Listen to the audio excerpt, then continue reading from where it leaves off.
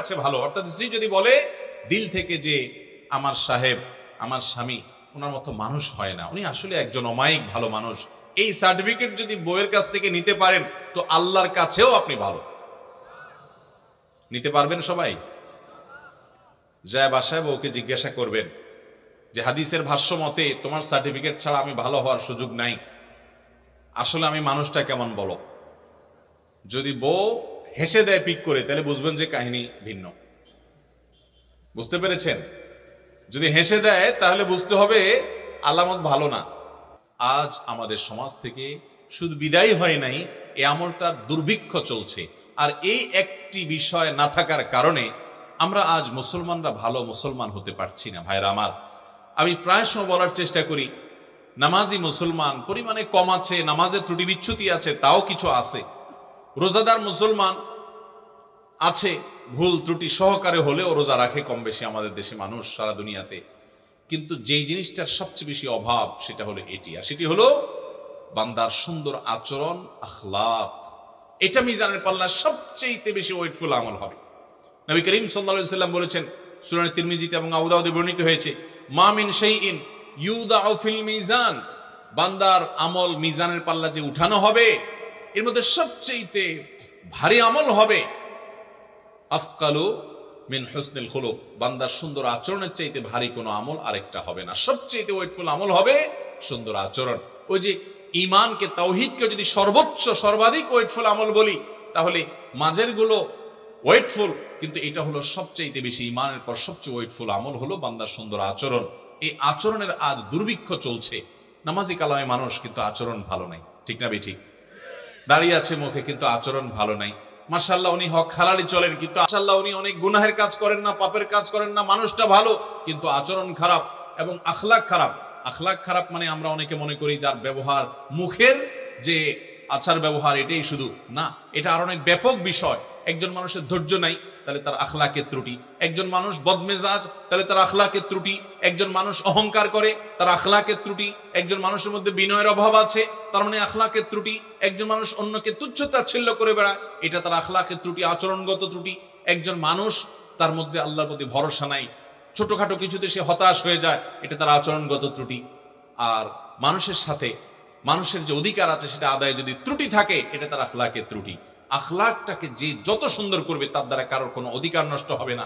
প্রতিবেশী তার উপরে খুশি, বন্ধু বান্ধব তার উপরে সন্তুষ্ট, আশেপাশের লোকজন তার উপরে সন্তুষ্ট, আত্মীয় স্বজন তার উপরে সন্তুষ্ট, বাড়ির প্রতিবেশী, বাড়ির লোকজন তার উপরে সন্তুষ্ট, সবাই তার উপরে সন্তুষ্ট তার আচরণের কারণে। যে লোকটার আচরণটা ভালো, তার দ্বারা কেউ কষ্ট পায় না, আঘাত পায় না, এইরকম শোনার মানুষ আজ বড় অভাবের আমাদের সমাজে। ভাইরা, এই মুসলমানের দাম আল্লাহর কাছে অনেক বেশি। আল্লাহ তাআলা আমাদের আখলাকগুলোকে সুন্দর করার তৌফিক দান করুন। এই হাদিসের শেষ অংশে নবী সাল্লাল্লাহু আলাইহি ওয়াসাল্লাম বলেছেন, ওয়াইন্না সাহাবা হুসনিল খুলুক, আর সুন্দর আচরণওয়ালা মানুষটা লা ইয়াবলুগু বিহি দারাজাতা সাহিবিস সাওমি ওয়াস সালাহ, এই ব্যক্তির এই আচরণটার কারণে নফল নামাজ, নফল রোজা দিয়ে আমলনামা পরিপূর্ণ করে ফেলেছে, ওই লোকের সমপরিমাণ সওয়াব পেতে পারে, তার সমমর্যাদায় চলে যেতে পারে। নফল নামাজ আর নফল রোজা এত নাই, কিন্তু আখলাকটা ভালো আছে, আখলাক দিয়া শুধুমাত্র সে ওই নামাজি এবং রোজাদারের সমপর্যায়ে হয়ে যেতে পারে। অতএব আমাদের আখলাকগুলোকে ভালো করবো তো ইনশাআল্লাহ। নিজের স্ত্রীর সাথে সর্বোচ্চ সুন্দর ব্যবহার করতে হবে। ভাইরা, আল্লাহ বলেছেন ওয়াশিরুহুন্না বিল মারুফ, তাদের সাথে সুন্দর আচরণ করো। আমাদের অনেক ভাইরা আছেন বাহিরে অনেক ভালো, কাস্টমারের সাথে ভালো, ক্লায়েন্টের সাথে ভালো, পরিচিত অপরিচিত মানুষের সাথে ভালো, কিন্তু নিজের স্ত্রীর সাথে যা তা আচরণ, বদরাগ আছে না নাই? বেচারের উপরে যত রকমের টর্চার, অবিচার, গালমন্দ, বাজে কথা, ঘরে ঘরে। অনেক লোক আছে বাহিরে অনেক সভ্য ভদ্র, ওনাকে মানুষ অনেক ভালো জানে, কিন্তু ওনার বউ জানে ওনার চরিত্রের হাল কি। ঠিক কিনা? এই জন্য নবী করিম সাল্লাল্লাহু আলাইহি ওয়াসাল্লাম বলেছেন যে খাইরুকুম খাইরুকুম লি আহলি ওয়া আনা খাইরুকুম লি আহলি। তিনি বলেছেন তোমাদের মধ্যে সবচেয়ে ভালো মানুষ কে? এই মাহফিলের মধ্যে সবচেয়ে ভালো মানুষ কে?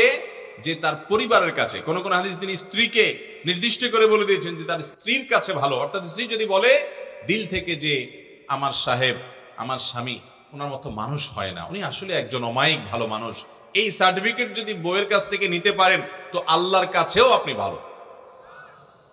নিতে পারবেন সবাই? যায় বাসায় বউকে জিজ্ঞাসা করবেন যে হাদিসের ভাষ্য মতে তোমার সার্টিফিকেট ছাড়া আমি ভালো হওয়ার সুযোগ নাই, আসলে আমি মানুষটা কেমন বলো।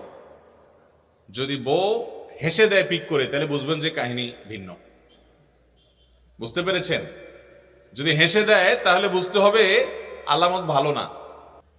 অতএব স্ত্রীর কাছে ভালো হওয়ার জন্য নিজের আচরণটাকে সুন্দর করার চেষ্টা করতে হবে ইনশাআল্লাহ। অনেক মানুষ আছে এই জায়গায় ধরা খেয়ে যাবে। নবী করিম সাল্লাল্লাহু আলাইহি সাল্লাম বলেছেন কিন্তু, ওয়া আনা খায়রুকুম লি আহলি, তোমাদের মধ্যে স্ত্রীর কাছে সবচেয়ে ভালো অমায়িক মানুষ তোমরা যে যতজন আছো, নবীজি বলেছেন আমি তোমাদের মধ্যে স্ত্রীর কাছে, পরিবারের কাছে সবচেয়ে ভালো। অতএব এই গুণটা অর্জন করার চেষ্টা করবেন তো ইনশাআল্লাহ। আজ থেকে বউয়ের সাথে কোনো খারাপ আচরণ করা যাবে, রাগারাগি করে বাজে কথা বলা যাবে ভাইরা আমার। এই জিনিসটা আমরা অনেকে আমাদের অধিকার মনে করি যে আমার বিবাহিত স্ত্রী, অতএব তার সাথে রাগ না করলে আর কার সাথে করবো। দুনিয়ার সবচেয়ে বেশি দুরাচরণ তার সাথে করা হয়, অথচ বেশি আচরণ মা বাবার পর সবচেয়ে ভালো আচরণ পাওয়ার হকদার হলো আপনার স্ত্রী। ঠিক না বে ঠিক? অতএব আমরা আমাদের স্ত্রী তাদের সাথে সদাচরণ করবো। আমাদের বোনরা যারা শুনছেন, আপনাদেরও বলছি, আপনারা আপনাদের স্বামীর সাথে সদাচরণ করবেন। এই হাদিস শুনে শুধুমাত্র পুরুষদেরকে ধরবেন না যে হুজুর বলছে আমার সাথে সদাচরণ করতে, আর আপনি নিজে উল্টাপাল্টা করবেন, তা হবে না। স্বামী হয়ে যদি উনি সদাচরণ করতে হয়, তাহলে আপনার কর্তব্য আরো কত বেশি। আল্লাহ তাআলা আমাদের সবাইকে এই উন্নত আখলাক এবং চরিত্র এটা অর্জন করার তৌফিক দান করুন। চেষ্টা করবো তো ইনশাআল্লাহ। আমি 5টা আমল আবারও বলছি। 1 নম্বর হলো লা ইলাহা ইল্লাল্লাহ, এর বিশ্বাসকে অন্তরে খুব ভালোভাবে বদ্ধমূল করা, শিরক থেকে নিজেকে পরিচ্ছন্ন করা, লা ইলাহা ইল্লাল্লাহ জিকির বেশি বেশি পাঠ করা। এটা মিজানের পাল্লায় আমাদের নেক আমলকে অনেক বেশি ওজনদার এবং ভারী করবে ইনশাআল্লাহ। দ্বিতীয়ত হলো সুবহানাল্লাহি ওয়াল হামদুলিল্লাহি ওয়া লা ইলাহা ইল্লাল্লাহু আল্লাহু আকবার এবং সুবহানাল্লাহি ওয়া বিহামদিহি সুবহানাল্লাহিল আযীম। এই বাক্যগুলো আমাদের আমল নামাকে অনেক বেশি ভারী করবে, নেক আমল নামাকে।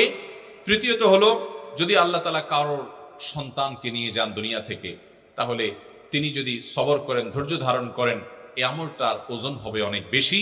চতুর্থত হলো জানাজার সালাত আদায় করার পর, সালাত যেরকম আদায় করা একটা ইবাদত, লাশের পেছনে পেছনে কবরস্থান পর্যন্ত যাওয়া আরেকটা ইবাদত। এই দুটি আমলের ওজন হবে উহুদ পাহাড় সমপরিমাণের চাইতে, ওজনের চাইতে আরো বেশি। তার মানে এটার ওজন হবে অনেক বেশি এবং অনেক ভারী আমল এটি।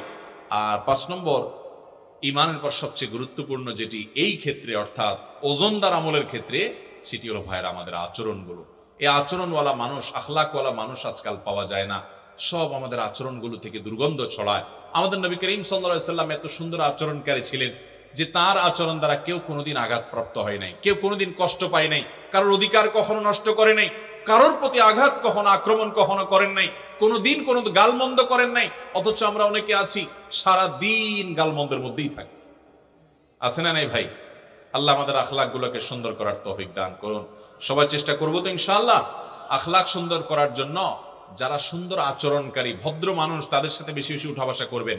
আরেকটা দোয়া আছে, নবী সাল্লাল্লাহু আলাইহি ওয়াসাল্লাম শিক্ষা দিয়েছেন, আল্লাহুম্মা হদিনি লি আহসানিল আখলাক, আল্লাহ আমার আখলাককে, সুন্দর আখলাকের পথে আমাকে পরিচালিত করেন। ফাইন্নাহু লা ইয়াহদি লি আহসানিহা ইল্লা আন্ত, কারণ আপনি ছাড়া কেউ সুন্দর আখলাকের পথ দেখাতে পারবে না। ওয়াসরিফ আন্নি সাইয়্যাহা, আল্লাহ দুরাচরণ এবং খারাপ চরিত্র, বাজে গুণ, আচরণগত ত্রুটি থেকে আমাকে হেফাজত করেন। ফাইন্নাহু ওয়ালা ইয়াসরিফ আন্নি সাইয়্যাহা ইল্লা আন্ত, কারণ এই খারাপ আচরণ থেকে আপনি ছাড়া কেউ রক্ষা করতে পারবে না।